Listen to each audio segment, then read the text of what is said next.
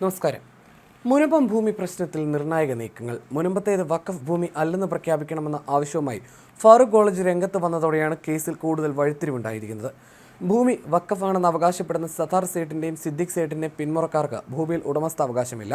ഇത് തിരുവിതാംകൂർ രാജാവ് പാട്ടത്തിന് നൽകിയതാണെന്നും വഖഫ് ട്രൈബ്യൂണലിൽ ഫാറൂഖ് കോളേജ് നിലപാടെടുത്തു. മുനമ്പം ഭൂമി തർക്കത്തിൽ വഖഫ് സംരക്ഷണ സമിതി കക്ഷി ചേർക്കരുതെന്നും ഫാറൂഖ് കോളേജ് ആവശ്യപ്പെട്ടു.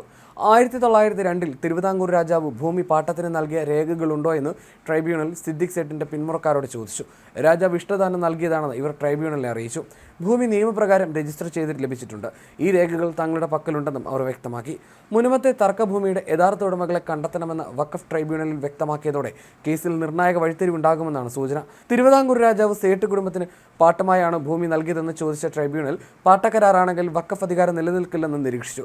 വടക്കൻ പറവൂർ സബ് കോടതി മുതൽ ഹൈക്കോടതിയിൽ വരെ പതിറ്റാണ്ടുകളായി തുടരുന്ന ഭൂപ്രശ്നത്തിലാണ് ട്രൈബ്യൂണലിന്റെ സുപ്രധാന നിരീക്ഷണം.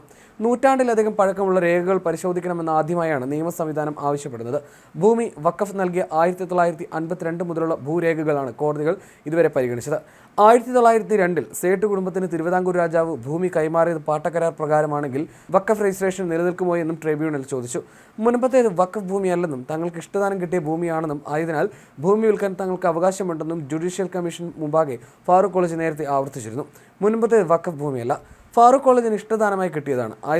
ആയതിനാൽ അത് ക്രയവിക്രയം നടത്തുന്നതിനുള്ള പൂർണ്ണ അധികാരം തങ്ങൾക്കുണ്ടെന്നും ഫാറൂഖ് കോളേജ് വ്യക്തമാക്കിയിരുന്നു. അബ്ദുൾ സത്താർ സേട്ടിന് പാട്ടപ്രകാരം താൽക്കാലിക ഉടമസ്ഥത മാത്രമേ ഭൂമിക്ക് മേൽ ഉണ്ടായിരുന്നുള്ളൂ എന്ന വാദം ഉയർന്നാൽ അത് നിർണായകമാകും. 1902 കൈമാറ്റം പാട്ടക്കരാറാണോ ഇഷ്ടദാനമാണോ എന്നത് കേസിൽ പ്രധാനമാണെന്ന് കോടതി വിലയിരുത്തി. ഇത് തെളിയിക്കുന്ന രേഖകൾ ഹാജരാക്കാനും വിവിധ കക്ഷികളോട് ആവശ്യപ്പെട്ടു. മുൻപം വിഷയം സമൂഹത്തിൽ വിവാദ ചർച്ചകൾക്ക് വഴിവെച്ച സാഹചര്യത്തിൽ മുഴുവൻ രേഖകളും പരിശോധിക്കേണ്ടത് ആവശ്യമാണെന്നും കോടതി വിലയിരുത്തി. ഭൂമി വഖഫ് തന്നെയെന്നും എല്ലാ രേഖകളും കൈവശമുണ്ടെന്നും സേട്ട് കുടുംബം കോടതിയിൽ വാദിച്ചു. സേട്ട് കുടുംബം ഭൂമി ഇഷ്ടദാനം നൽകിയതാണെന്ന് ഫാറൂഖ് കോളേജ് ആവർത്തിച്ചു. ഭൂമിയിൽ നേരിട്ട് ഉടമസ്ഥതയില്ലാത്ത വഖഫ് സംരക്ഷണ സമിതി കേസിൽ കക്ഷി ചേരുന്നതിനെയും ഫാറൂഖ് കോളേജ് എതിർത്തു.